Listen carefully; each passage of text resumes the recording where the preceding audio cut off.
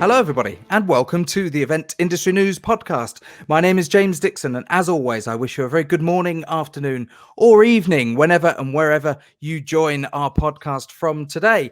And never more apt than when I'm talking to a transatlantic guest. And I said transatlantic might be doing it a slight disservice, actually, because we are transatlantic and nearly in the Pacific Ocean.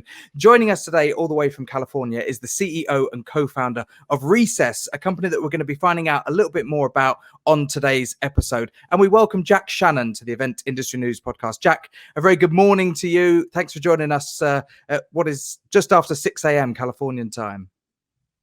Yeah, thanks for having me, James. Nice to join you as well. Yeah, not a problem at all.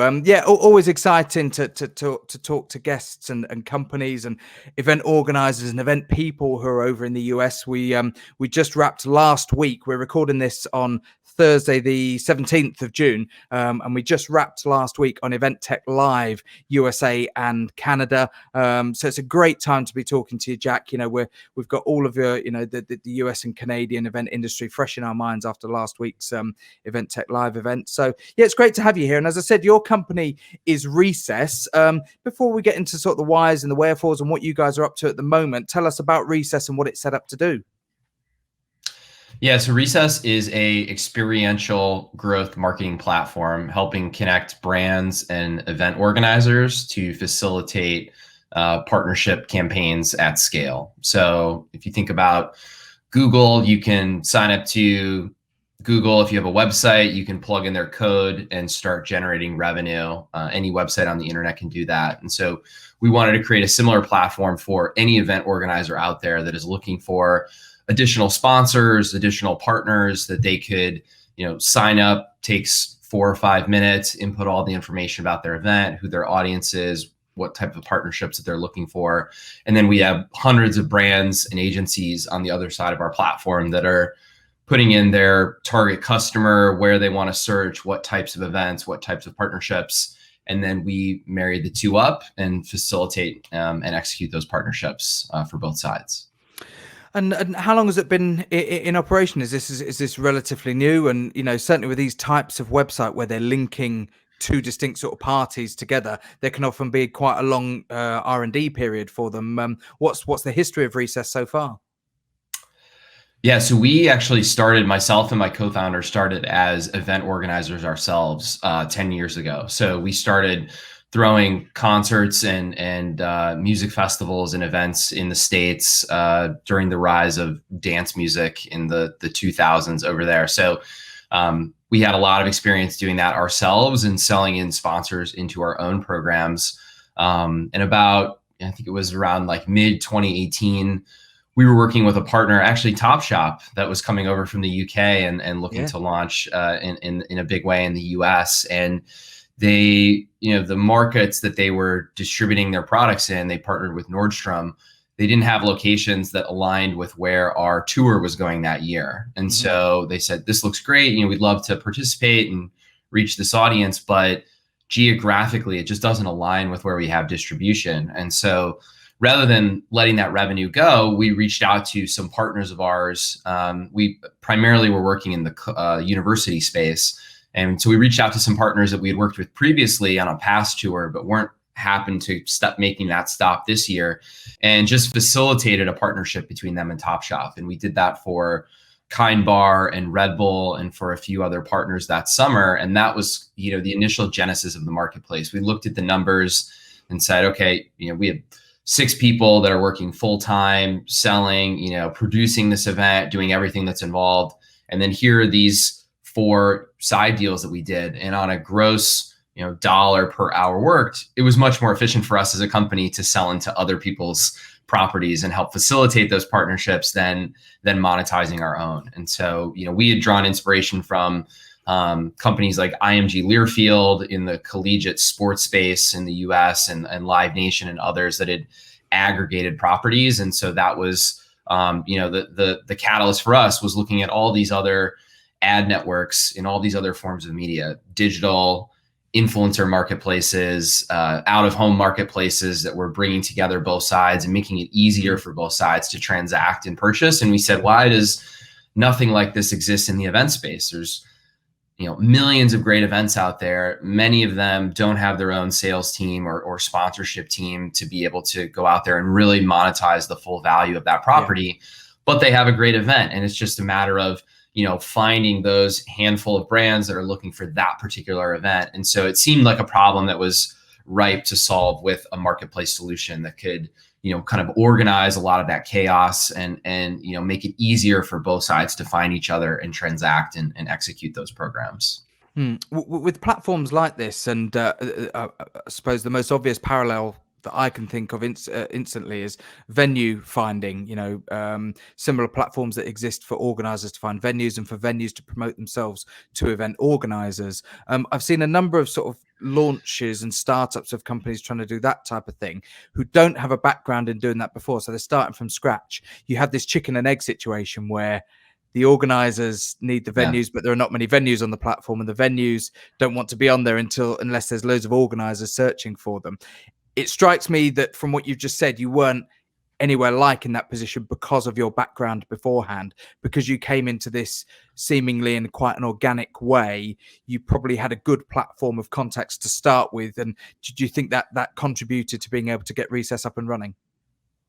Yeah, absolutely. I mean, we initially didn't set out to build a marketplace. We were just trying to make some additional revenue and not let a brand partner go away. So that was absolutely, I mean, the chicken or the egg problem, classic, it's an issue every marketplace has to solve and overcome in some way. And there's a number of different ways to do it. And yeah, for us, we're fortunate enough. We had this unfair advantage where we not only understood kind of what both sides are looking for in the equation. We had been an organizer. We had been, an agency on the other side of it, working on behalf of brands and sourcing other opportunities and other partners. So we had a really good understanding of what both sides were looking for, and had this unfair advantage of a lot of the universities in the U.S. We had already worked with them. We had a trusted, established relationship. And so when we said, hey, we're starting this platform. It wasn't even a platform at the time. It was, hey, do you want some additional brands for your events?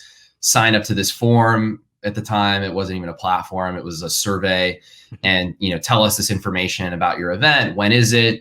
Who's the audience? What's the price that you want to set for these various different sponsorships? And yeah, that was our initial, launch, was getting the 50, 60 universities we had really good relationships with over in the States, and getting them to sign up and list. And so it was definitely, an unfair advantage to start, I think. And that's, what allowed us to get enough scale on the supply side to then be able to go back to brands and agencies and say, hey, we have, we can solve this problem. It's really painful for you to, if you want to work with 20 campuses, you have to get in touch with 20 different people and figure out who the right person is. And they all do everything a little bit differently. And so we recognized pretty early on that there was a lot of value there for brands and their agencies to be able to, go to one place and get all of that. And, what used to take weeks or maybe months of phone calls and emails and back and forth and decks and spreadsheets and all of that, could be solved in minutes to be able to get all that data and information and make those decisions. Yeah, maybe you're not doing yourself justice either by saying unfair advantage, because that's, other people may say seizing opportunity. You had an opportunity that was presented to you, and like the great entrepreneurs, and I suppose Branson at Virgin's the classic one of, if somebody asks you if you can do something, say yes, and then figure out how to do it. You sounds like you're presented with an opportunity, and like you said, rather than lose the revenue, let's find a way of keeping that, and let's find a way of of putting them in touch with somebody who can deliver what they need. And I think that's definitely seizing opportunity rather than unfair advantage. Something I think is important to maybe just sit on for a second is the university sports system over there, because many of our podcast followers will be European and UK based, because that's where we are, and I suppose it's important to clarify and make sure that they've got a clear understanding of just what a behemoth the collegiate sports system is in the US. We have sports in our universities in the UK and in Europe, but in the US, it's very much equivalent to some of the major professional leagues of soccer over here in terms of the standard, the crowds, the audience figures, both live and through broadcast as well. So there's a massive market there, isn't there? Yeah, absolutely. And there were two major companies that kind of represented the rights of maybe the 300 biggest universities over here. And so they're the ones that are tasked with bringing in sponsorships and monetization in those properties. Those two companies have now merged into one company, and they represent, you know, a sizable portion of the market. But yeah, I think it's comparable to, you know, professional sports leagues, you know, billion plus reportedly in revenue annually. So it's definitely a big market. And that's, you know, what we heard a lot of the times was brands said, hey, you know, we can pick up the phone and call your IMG Learfield and work with them and get a partnership across 100 universities and facilitate that. But if we want to go to the music festival, the charity event, the food festival, all these other cultural programmings, you know, in the UK, it's Freshers Week, you know, those types of opportunities where there's tons of that highly desirable demographic that brands want to reach and kind of capture early on. And so making it easier to without having an entity like IMG Learfield overseeing that, you know, it was difficult. And so we said, if you were going to start a company like that today, like a Live Nation of the college space or an IMG Learfield type partner outside of sports in these other categories, you know, you would probably start it like a technology platform. You know, those companies were started much longer ago and have very large sales teams, and that's how they go to market and sell all those sponsorships, and they're very successful in doing it. We didn't have those kind of resources, so we said, let's use technology to organize all of that to make it easier for people to purchase and buy and execute those transactions. So we had to make do with the resources that we had. You've done well in doing that. One thing I wanted to pick up on when I saw that you're on the show today is looking at your website, which is recess.is. The first thing I spotted is the headline: the easiest way to sponsor socially distant events and sampling experiences. I'm just curious, when you talk about socially distant events, do you mean that in a number of different ways? Is the Recess platform for both live in-person events and also for these online hybrid virtual events that we're now seeing? Is it applicable to one, the other, or both? Yeah, so it's funny. I feel like we will likely change that headline on the website now as socially distant events are in some ways, you know, at least that term, are going out of vogue for our traditional partners who do want an in-person type experience. But yeah, during the pandemic, you know, all of our inventory on the marketplace basically went to zero overnight. We went from having thousands of events and opportunities on the platform for brands to book and execute. And like many, you know, all of that was basically put on pause. And so we did actually go down the road of virtual for a couple of weeks. We adapted our platform to be able to support virtual events. And you know, initially we just found that the buyers that we have that are traditionally buying these types of events, they weren't traditional, you know, media buyers. They were experiential. It was sponsorship. And so they were used to the metrics of number of samples distributed or number of people at the event. And it flipped overnight to being,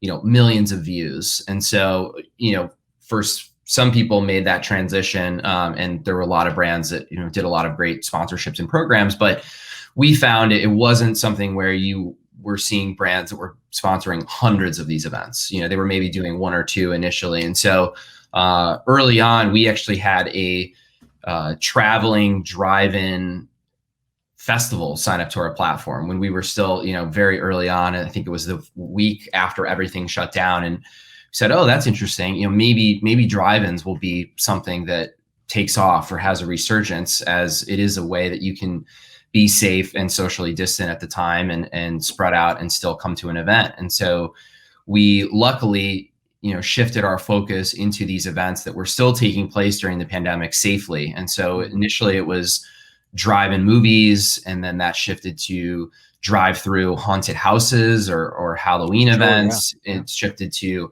drive-through winter lights events in the winter, where you can, you know, drive your car through and see those types of things. And so and the types of partnerships that we were working with for brands shifted as well, because a lot of those event organizers weren't allowing anyone other than their own employees to come out to that event and engage with consumers. And so it shifted from a lot of our brand partners that were used to going out to that event, having their, you know, 10 by 10, 10 by 20, their own brand ambassadors and being able to do that, to a model where they were focused on product sampling or handing out a coupon or something tangible, or leveraging the video wall board in order to disseminate their information out there. And so it just shifted the dynamic of how they were buying and how they were working with our tool, which ultimately ended up being, a positive, because it's opened up this new way that brands are using our tool to reach consumers and engage, that doesn't require them to physically be on site or be present there. And so we did see a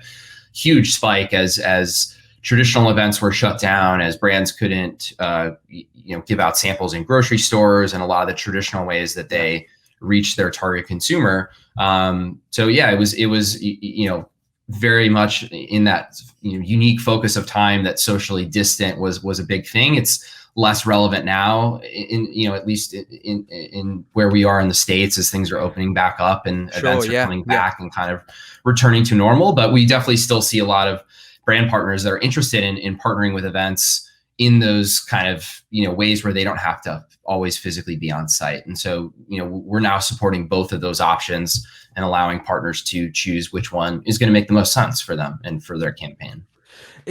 In terms of then the creativity side of things, when the pandemic struck, and as you quite rightly point out, so many major brands, when they want to engage as a sponsor with something like a live event, they want to be present there. It's not just about having their logo on some branding on a fence somewhere.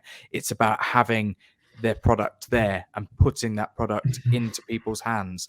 When that all changed, did you, as Recess, have to get creative as well in advising clients and potential buyers as to how they could actually reinterpret the sponsorship opportunities, or was that very much left to them to get their creative hats on? Yeah, I think we work cooperatively with our partners to help provide examples of best practices and what people have done in the past and how they've kind of used the tools. I think we think about our platform similar to other ad networks, where we're kind of tasked with delivering the audience. Ultimately, you can use our tool to place your messaging, your card, your swag item, your sample, if you want to take advantage of our turnkey sampling, or we can put your brand physically there on site with your agency or whoever that is, so they can choose which way they want to engage. But from a creative standpoint, it definitely challenged a lot of brands that they couldn't physically be there, so they had to think about, okay, if I have to distill my message down to a flyer and a 30-second clip on the video wall or the jumbotron, how can I still tell that story and engage consumers, or maybe use that as a mechanism to drive them somewhere else that brand wanted to push to, whether that was a microsite, a giveaway, a landing page, their e-com page. And so I think it was an opportunity for us to kind of challenge brands and say, let's look at experiential as another form of growth marketing, really, for, ultimately, a lot of the brands that we're working with, it is less about doing the crazy, never been done before VR activation, where you're spending tons of money or you're creating this immersive experience.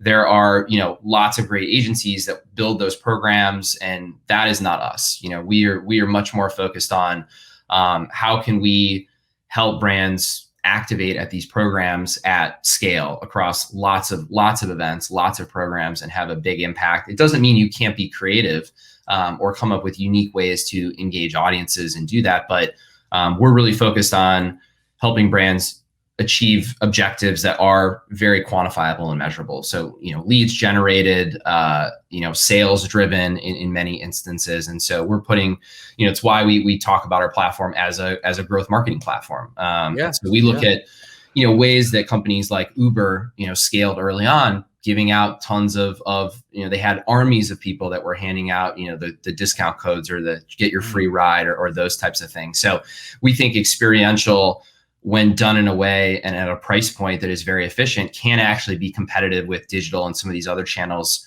for a lot of brands from a customer acquisition standpoint. And a few of our customers, they're using our tool to acquire customers at a cheaper rate than some of their Facebook advertising. So it's just about, kind of how, price to creative and how you're using that in a way that, again, may not be the craziest, never been done before thing, but, it looks more like programmatic digital advertising in that way, where it's much more focused on efficiency than necessarily the craziest creative you could come up with. Sure, yeah, and I guess when you bring it back to basics, a lot of the live music and the touring and the festival industry, you think about the obvious sponsors there. They've huge associations with the food and beverage industry, and they want nothing more than to get their product into the hands of those consumers and into those audiences. Whether it's a beer brand or a soft drink brand or snacks, whatever it may be. Give those samples out, and I guess in some respects you don't have to be overly creative and overly wild with your strategy there when it comes to those types of products. You just want the opportunities to get in front of people. I'm curious to ask, if you don't mind, about the logistics of the link up once an introduction, if you can call it that, is made via the Recess platform. So Yeah. you have a buyer who finds a great event in a part of the US that they think, yep, that's perfect, that fits our budget, that's exactly the sort of audience we're looking for. Once they've implemented that transaction, if you will, via Recess, is the actual sort of the handling and the delivery of that sponsorship then made directly between the two parties? Is that when Recess then steps away, makes that initial introduction, and then steps away from the process? So we actually, stay with our customers and help them all the way through execution, really, almost until the day that they show up to that event. So that was one of the biggest pain points that we heard from brands and agencies when talking was, hey, a lot of this stuff isn't that complicated. It's where do you park? What time's load in? Who do we call when we get there? What's the COI information? It's a lot of it is similar. The problem is every event does it a little bit differently. Somebody's sending an Excel, another person sending a PDF, another person has a Word doc. So everybody has a little bit of a different format in terms of how they do it. 96% of the information is consistent, across events, especially if we're talking about more of these transactional type sponsorships, vendor spaces. We're not talking about deep custom title sponsorship integrations, which would be very difficult to scale, using a platform. But for more of the transactional stuff, excuse me, we actually have built tools for both sides. So when a booking is made, event organizers are immediately prompted to fill in that information if they haven't already. And then, if they have multiple sponsors that are booking, they're not having to advance multiple times with multiple different parties. They fill that information out once. That information makes its way over to the brand partners. And similarly, if a brand is, booking 100 events on a mobile tour, they're not having to have 100 individual conversations around advancing. It's all basically in one format, in one place where they can get all that information they need. And then the handoff basically happens on the day of. They have all their information. They know where to go, where to show up. And then we can't be at all these events ourselves. So they, contact the event organizer when they get there and show up and execute the program. So we've tried to, remove as much of the email back and forth and phone calls and streamline as much of that as possible. That's also why, payments and contracting and all of that is also run through Recess. So we're saving the brands and agencies anywhere from 80 to 90% of the time they used to. In a lot of them, this is their least favorite part of the job, is tracking down the COI information and all the stuff that you don't really like to do, that isn't the fun part of it. So, we tried to make all of the stuff that is less fun as easy and streamlined and straightforward as possible. So they have more time to be, out there at events, engaging with customers and less time, on the paperwork side of things and the back and forth. You're preaching to the converted here, certainly, when it comes to sort of, logistics and the operations side of things. If you can remove that email, those 30 emails that you've got to send to one person, just telling them basically where they can park their truck, have they got power, how many staff can they have there? What size is the space? What time will they be allowed on site? How long have they got to load and unload? All of the like you said, 96% of the time, that information is going to be the same, whether they're turning up at a music event, a festival, a football match. it doesn't matter really. They just want to know those simple, bits, and it's refreshing to hear that actually you'll see that through almost to that point where they actually arrive on site, because like you said, that logistical information and those emails, if you can remove that element of it from an organizer's point of view and from a buyer's point of view, and that's made really, really simple, then I think that alone is worth its weight. Yeah, and you're never going to get it all. So we do, we have a great team of folks that really almost work as an extension of both sides of the brand and the event organizer, because it's events and there's always edge cases and you're not going to solve, everything that comes up. So, but we try and use the software to get as much of that through as we can. Absolutely. What are the plans going forward? Because I'm confident in saying that the US is broadly speaking in the same position as the UK at the moment. Now, we are close to the end of lockdown, the end of social distancing restrictions.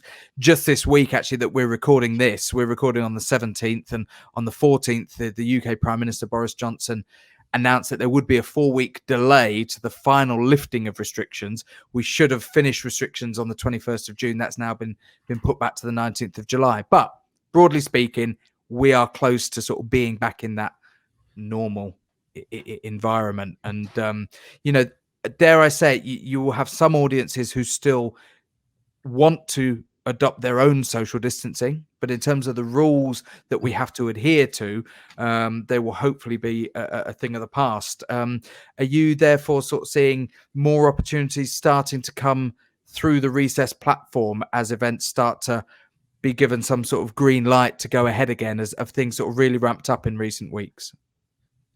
Yeah, definitely. It's been really exciting to see that kind of traditional event starting to come back, the summer music festival or food festival or carnival or those types of events. So yeah, we've been on both sides, event organizers that are signing up, as well as brands and agencies that are, maybe they were only focused on turnkey sampling previously, and now, they're ramping their teams back up, they're hiring their agency back, they're getting back out on the road or starting to prepare to go back out there and starting to show up to events and execute a lot of the marketing that they were doing pre-pandemic. So yeah, it's been really exciting to see, and I think for us, we're focused on supporting those event organizers and connecting with more of them, and really helping to kickstart the industry and get everybody kind of back out there. Certainly from a sponsorship perspective, we think there's a lot of opportunity to drive, additional revenue and help those event organizers that maybe missed out on last year, work with more brands and generate more revenue and get this industry, stood back up and back on its feet. And, we're certainly bullish about the, for both sides that we've seen from the interest level of people coming back. And we couldn't be more excited to help facilitate more of those partnerships moving forward. Sure. And what are the plans going forward? We're coming towards the end of time on this episode, but I always like to ask, companies, like yours, what are the plans going forward? Very rarely do I hear somebody say, no, we're happy as we are at the moment. What would you like to see in the next 12 months for Recess? Yeah, we've got, a big North Star of getting our platform. We kind of measure total reach across all of the opportunity, all of the events on our platform. We're tracking towards 100 million in reach across all of the opportunities on our platform. So in the next 12 months, that's a big goal for the team to get north of 100 million. And that's across a variety of different categories, everything from farmers markets to ski mountains to music festivals to all different types of opportunities. And, from there, we're coming to your side of the pond, as they say, I think, and, international expansion and looking at other markets and other places where we can grow and help support similar ecosystems to what we found successful here in the States. Sure. And we go back to that chicken and egg situation.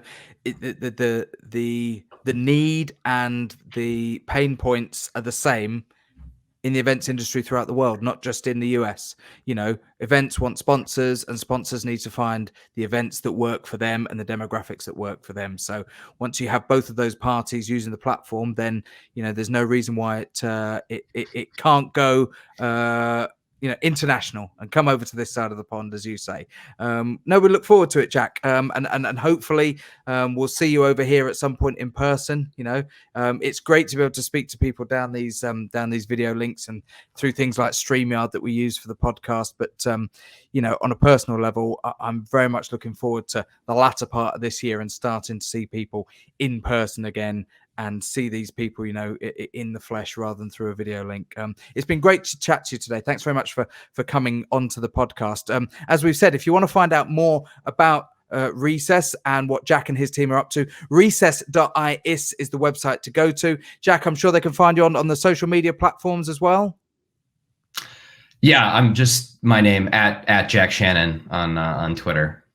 Fantastic. And of course, if you want to find us on social media, at Event News Blog is our Twitter handle. And of course, eventindustrynews.com is the website to go to for all your latest news, updates and supplements on what's going on in all of the vertical strands of the events industry. And of course, if you are watching the video of today's podcast on eventindustrynews.com, don't forget that you can also go to your favorite podcast platform on your mobile device and listen to audio versions of all of our previous 240 something episodes of the podcast. Of course, if you are listening to us today, I should always give the reverse plug, which is to go to eventindustrynews.com and check out the videos of the podcast and all the latest news, features and supplements, as I've said. And it brings us to the end of today's episode. Our thanks again to CEO and co-founder of Recess, Jack Shannon, for joining us at a very early hour, an ungodly hour from California today. Jack, it's been great to have you on the show. We're going to wrap things up there and we'll see you all on the next issue of the Event Industry News podcast. Goodbye.